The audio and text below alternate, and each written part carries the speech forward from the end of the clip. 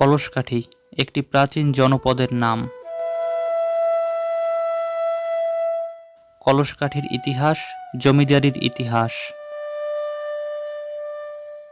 ৩০০ বছরের অধিক সময় ধরে এখানে জমিদার বাড়ি অবস্থিত। এই কলসকাঠিতে এক সময় ১৩ জমিদারের বসবাস ছিল। আসলে কলসকাঠিকে একটি পৃথক জমিদার বাড়ি না বলে বলা যায় একটি প্রাচীন শহর, অনেকটা সোনারগাঁওয়ের পানাম নগরের মতো। এখানে বিক্ষিপ্তভাবে ছড়িয়ে আছে জমিদার বাড়িগুলো।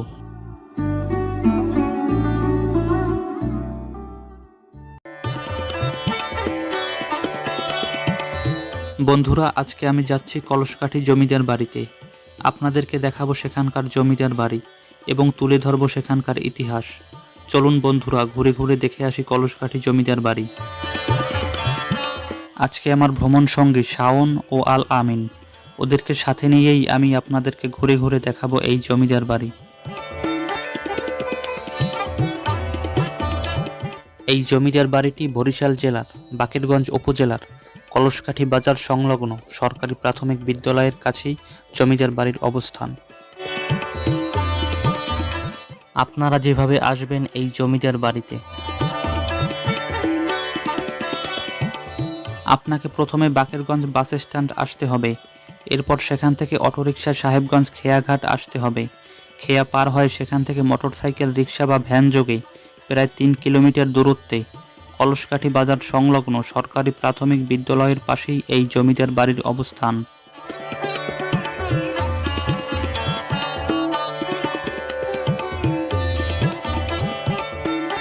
আমরা কলসকাঠিতে যাওয়ার পথে রাস্তার পাশেই দেখতে পেলাম একটি প্রাচীন মঠ।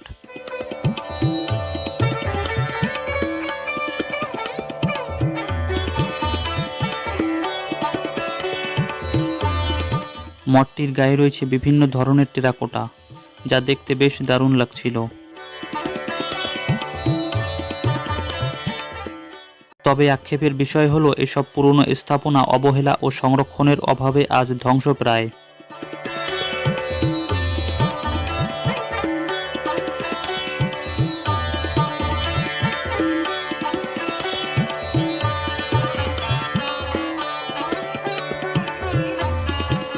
এরপর আমরা আস্তে আস্তে জমিদার বাড়ির দিকে এগোই।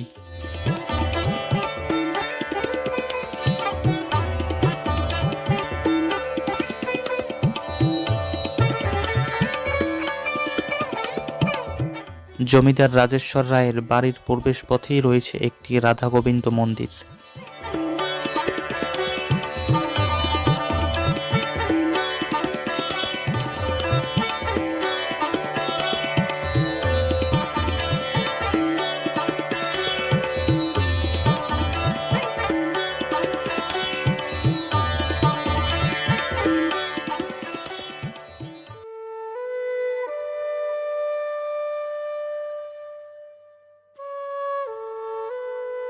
বাংলার সুবাদার শায়েস্তা খান সম্রাট আওরঙ্গজেবের নামে নতুন একটি পরগনা করে তার নাম দেন আওরঙ্গপুর।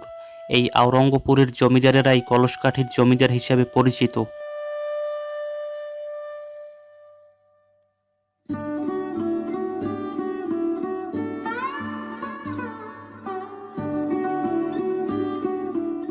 সতেরোশো সালের শুরুর দিকে জমিদার জানকী বল্লভ রায় চৌধুরী কলসকাঠি স্থাপন করেন।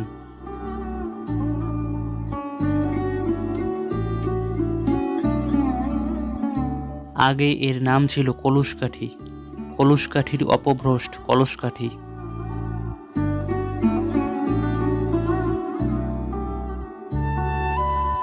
জানকী বল্লভ রায় চৌধুরী ছিলেন চন্দ্রদ্বীপ বাকলার শায়েস্তানগর পরগনার জমিদার রায়গোপাল চৌধুরীর কনিষ্ঠ পুত্র।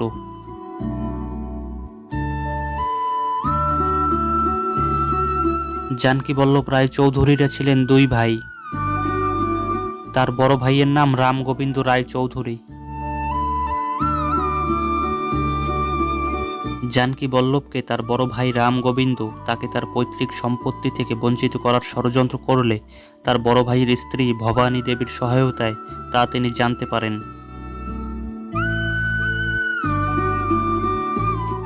পরবর্তীতে জানকী বল্লভ ঢাকায় চলে আসেন এবং তিনি ঢাকায় জনৈক এতমাদ খাঁর সহযোগিতায় সম্রাট আওরঙ্গজেবের নাতি আজিমুস সানের নিকট থেকে ১৬৯৯ খ্রিস্টাব্দে আওরঙ্গপুর পরগনার জমিদারি লাভ করেন। নবাবের হুকুম হয় যত ভাটা তত জানকী বল্লভ রায়ের পাট্টা, অর্থাৎ দক্ষিণে সাগর পর্যন্ত বিস্তৃত ভাটির অঞ্চল আওরঙ্গপুর পরগনার জমিদারি পেলেন তিনি। পটুয়াখালী, মির্জাগঞ্জ ও আমতলী এই পরগনার অধীনে ছিল। জানকী বল্লভ জমিদারি পেয়ে প্রথমে তিনি তার পৈতৃক ভূমি বালিগাঁও গ্রামে বাস করতেন। পরবর্তীতে তিনি ১৭০২ খ্রিস্টাব্দে কলসকাঠিতে বসতি স্থাপন করেন। তাই এই জমিদারির প্রতিষ্ঠাতা জানকী বল্লভ রায়চৌধুরী এমনটাই উল্লেখ রয়েছে ইতিহাসে। আর এই কলসকাঠির ১৩ জমিদারগণ হলেন জানকী বল্লভ রায়চৌধুরীর পরবর্তী বংশধর। তৎকালীন সময়ে তাদের খুব নামডাক ছিল ও তারা খুব প্রতাপশালী জমিদার ছিলেন।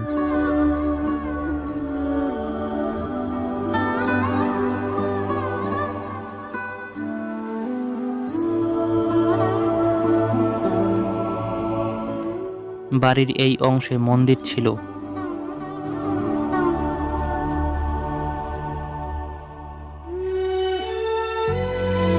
পুরো কলসকাঠি জুড়ে এক সময় জমিদারদের বাসস্থান ও ধর্মীয় উপাসনালয় মন্দির ছিল। যদিও কালক্রমে তা অনেক কিছুই ধ্বংস হয়ে গেছে বা ভেঙে ফেলা হয়েছে অনেক কিছুই।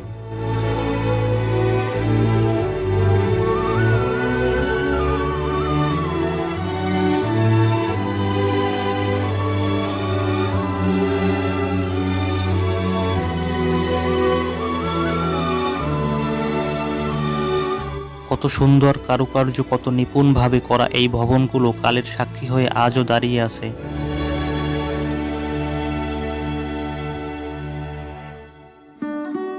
তবে আক্ষেপের বিষয় হলো ৩০০ বছরের পুরনো স্থাপনা অবহেলা ও সংরক্ষণের অভাবে আজ ধ্বংসপ্রায়।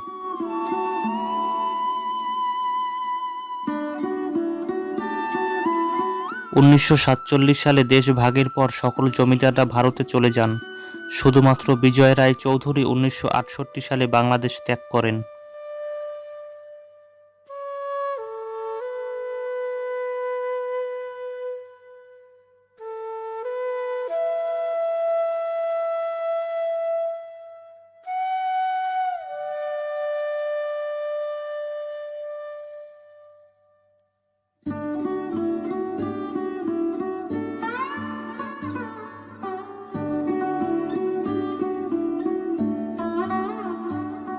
আমরা এখন এই সিঁড়ি দিয়ে দোতলায় উঠছি।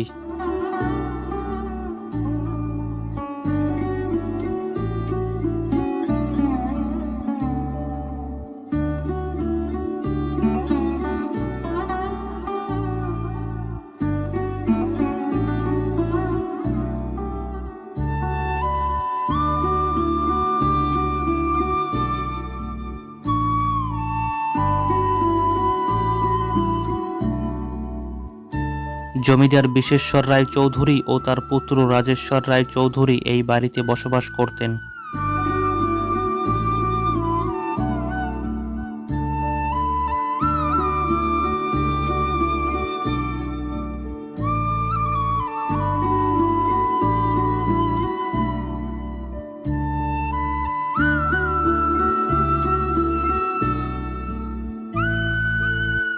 জমিদার বাড়ির প্রাচীর ও ছাদ সবই আস্তে আস্তে ভেঙে পড়ছে।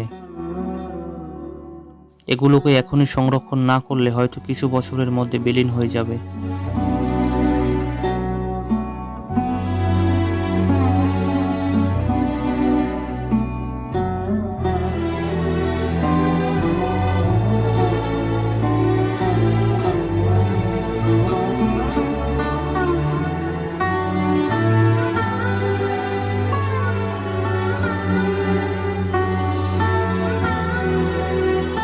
জমিদার রাজেশ্বর রায়ের বাড়িটি সম্পূর্ণ ঘুরে দেখা হয়ে গেলে আমরা বাড়ির পিছন দিক দিয়ে জমিদার বিজয়বাবুর বাড়ির পিছনের পুকুর পাড়ে চলে যাই।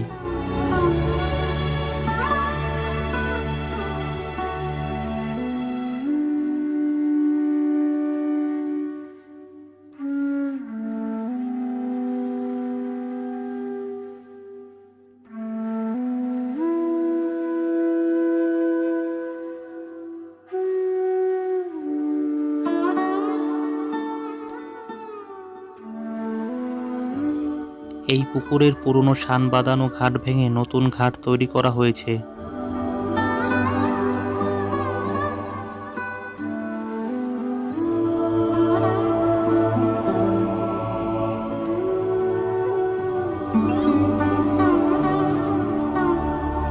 আমরা পুকুর পাড়ে কিছুক্ষণ বসে তারপর জমিদার বিজয়বাবুর বাড়ির দিকে এগোই।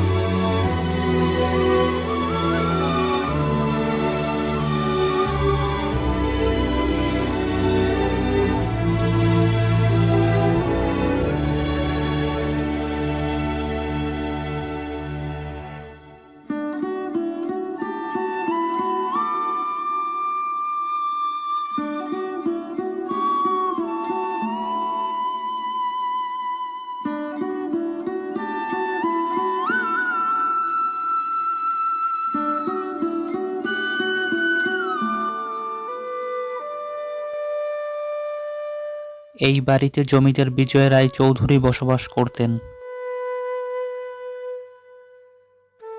বর্তমানে এই বাড়িটিতে একটি মুসলিম পরিবার বসবাস করে।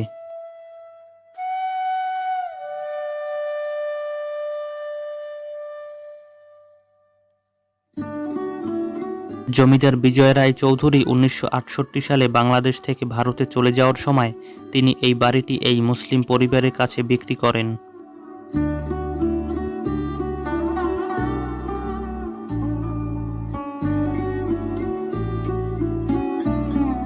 বাড়িটি কিছুক্ষণ ঘুরে দেখার পরে আমরা এই বাড়ির সামনের পুকুর পাড়ে চলে যাই।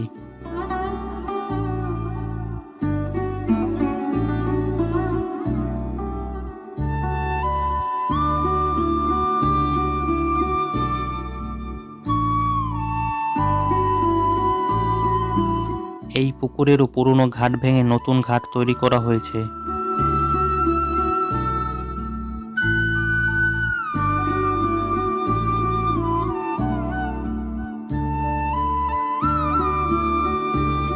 এই পুকুরের পাড়েই রয়েছে একটি প্রাথমিক বিদ্যালয়। 1882 সালে জমিদার বরদাকান্ত রায় চৌধুরী কলসকাঠি হাই স্কুল ও প্রাথমিক বিদ্যালয় প্রতিষ্ঠা করেন।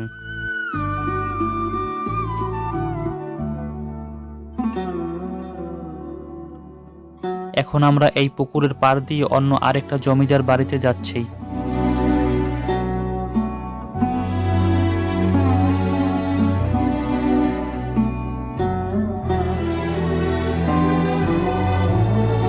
এখানে এসে আমরা দেখতে পাই এখানের জমিদার বাড়িটি ভেঙে ফেলা হয়েছে। আগে এই জায়গায় জমিদার বাড়ি ছিল, কিন্তু বর্তমানে এখানে পেঁপে বাগান করা হয়েছে।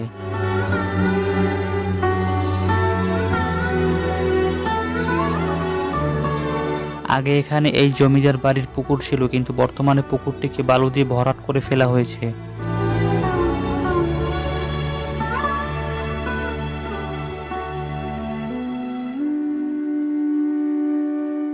আমরা এখন এই জমিদার বাড়ির রাস্তা ধরে শিব মন্দিরের দিকে এগোচ্ছি।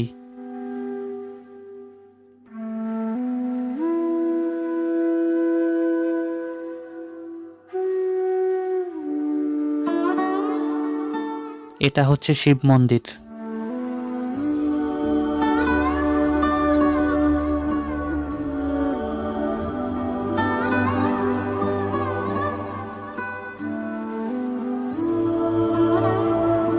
আমরা এখন এই শিব মন্দিরের পাশের রাস্তা ধরে বিএম একাডেমির মাঠের দিকে এগোই, কারণ সেখানে রয়েছে আরো 3টি জমিদার বাড়ি।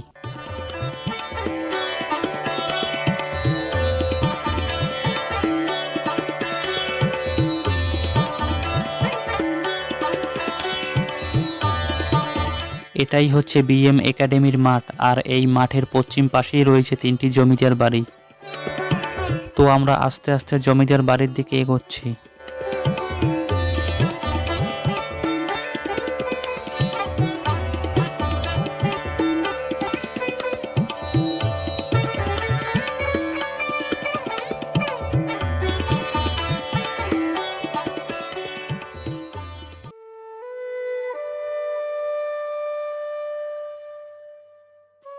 এই হচ্ছে একটি জমিদার বাড়ি, এর পাশেই রয়েছে আরেকটি জমিদার বাড়ি ও সেই বাড়ির কিছুটা দক্ষিণ পূর্ব পাশে রয়েছে আরেকটি জমিদার বাড়ি।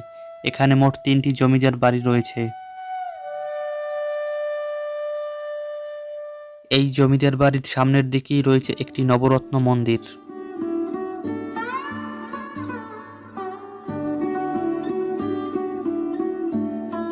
এই জমিদার বাড়ির নবরত্ন মন্দিরটি এখনও শক্ত কাঠামো ভিত হয়ে দাঁড়িয়ে আছে, কিন্তু এখন এটি নিঃসন্দেহে সংস্কারের দাবি রাখে।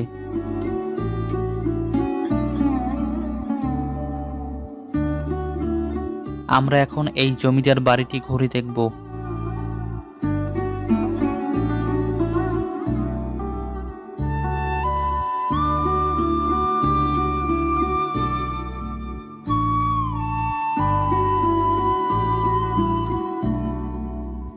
এই জমিদার বাড়িটির বাহিরে ঘুরে দেখা হয়ে গেলে আমরা বাড়িটির ভিতরে প্রবেশ করি।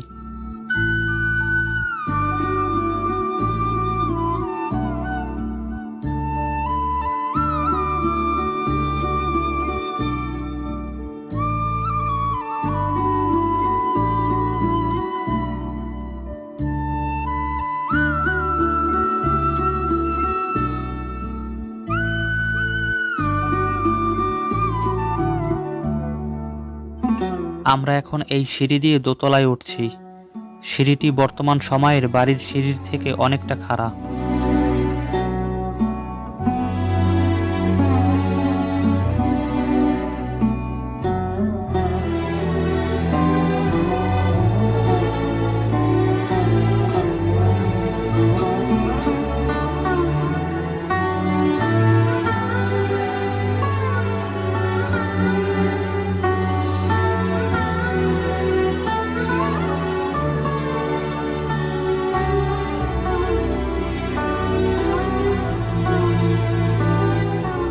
আমরা দোতলায় উঠে এখানে অসংখ্য চামচিকা দেখতে পাই।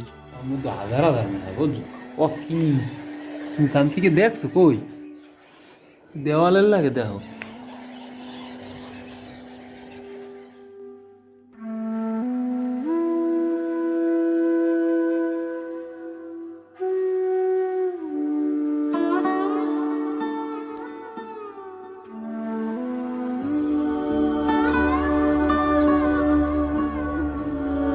এখন আমরা এই সিঁড়ি দিয়ে ছাদে উঠছি।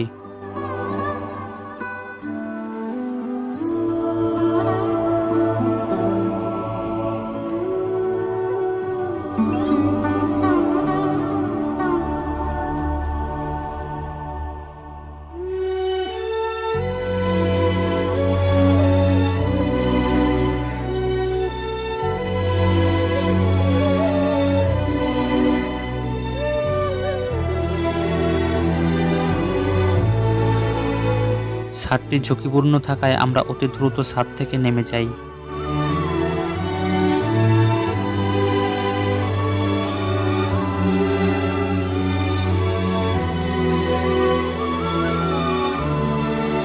আমরা এখন পাশের জমিদার বাড়িটিতে যাচ্ছি।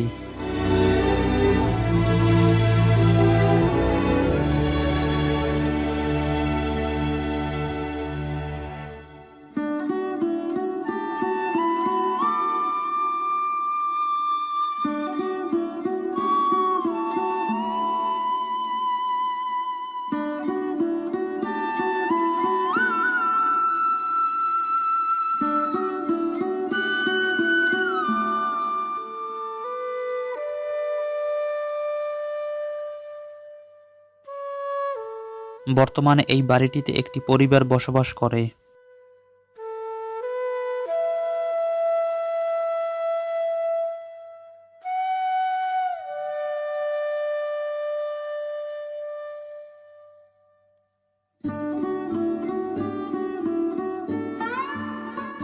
বাড়ির ভিতরে আমরা একটি চালতা গাছ দেখতে পাই।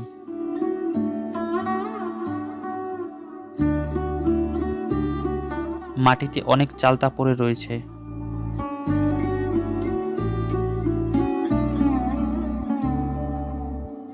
আমরা এখন এই বাড়ির পিছনের পুকুর পাড়ে যাচ্ছি।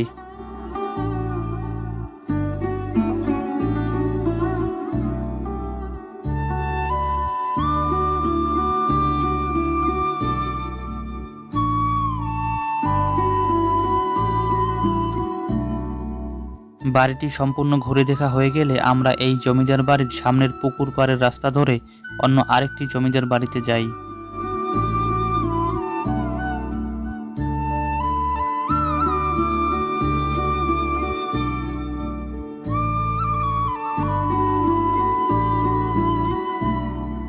এটা হচ্ছে এই জমিদার বাড়ির সামনের পুকুর। এই পুকুরের পুরনো সানবাঁধানো ঘাটটি এখনও রয়েছে। প্রতিটি জমিদার বাড়িতেই 2টি করে পুকুর রয়েছে, একটি বাড়ির সামনের দিকে ও আরেকটি বাড়ির পিছনের দিকে। আমরা এখন এই পুকুর পাড়ের রাস্তা ধরে অন্য আরেকটি জমিদার বাড়িতে যাচ্ছি।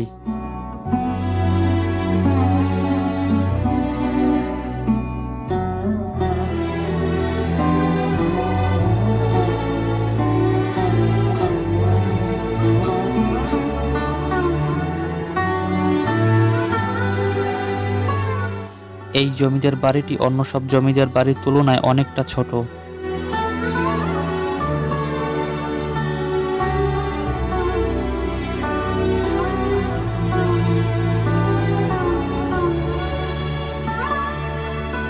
এই জমিদার বাড়িটির সামনের অংশের ছাদ ভেঙে পড়েছে।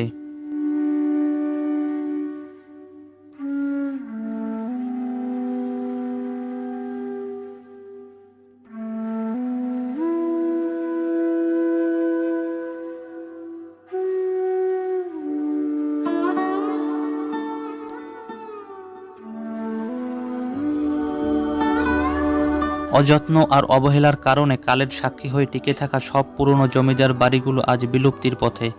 কিন্তু খুব সহজেই সংরক্ষণ করলে কলসকাঠি হতে পারত একটি আকর্ষণীয় পর্যটন কেন্দ্র, যেখানে মানুষ স্বাদ পেত শতাধিক প্রাচীন এক পরিবেশের।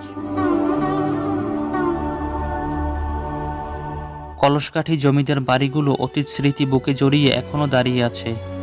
ভালোভাবে সংরক্ষণ করা হলে ইতিহাসের সাক্ষী এই জমিদার বাড়ি দেখার সুযোগ পাবে ভবিষ্যৎ প্রজন্ম, ধারণা পাবে সমৃদ্ধ এক অতীতের। প্রাচীন স্থাপনাগুলো যে কোনো দেশের জন্যই অমূল্য সম্পদ। পৃথিবীর বহু দেশ এমন স্থাপনাগুলো সংরক্ষণ করছে অতি যত্নে। অনেক আগেই এগুলো সংরক্ষণের উদ্যোগ নেওয়া উচিত ছিল, কিন্তু এখন পর্যন্ত এগুলো সংরক্ষণের কোনো উদ্যোগ নেওয়া হয়নি। এভাবে অযত্ন অবহেলায় পড়ে থাকলে হয়তো কয়েক বছরের মধ্যেই মাটির সাথে মিশে যাবে জমিদার বাড়িগুলো। তখন আক্ষেপ করা ছাড়া আর কিছুই করা থাকবে না। তো বন্ধুরা, আজকে এই পর্যন্তই। আবার আপনাদের সাথে দেখা হবে অন্য নতুন কোনো পর্বে। ততক্ষণ পর্যন্ত আপনারা সবাই ভালো থাকবেন। আল্লাহ হাফেজ।